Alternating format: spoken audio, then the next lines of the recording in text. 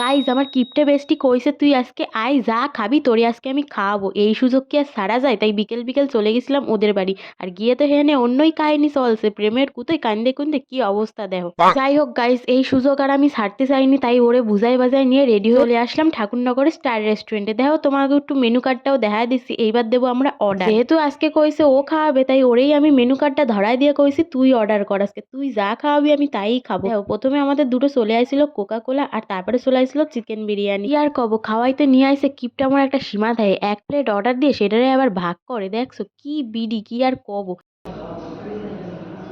কেমন আজকে সুযোগ পাইছি, সুযোগ আর পাইয়ে কি সারিয়ে আমি দেও খাইছি, জম্মের খাইছি, জেনে যা পাইছি যেইটুক পাইছি সব খাইছি। এরপর আইছে আমাকে চিকেন পিৎজা, কিন্তু ভাই এটার পিৎজা কোন দিক দিয়ে লাগে আমি তো কোন দিক দিয়েও বুঝি না, চিজ গেছে পুরো আমার মুখের সাথে উঠে। এই রুটিটার মনে হচ্ছে যেন আমি মোগলাই খাচ্ছি তরকারি ছাড়া।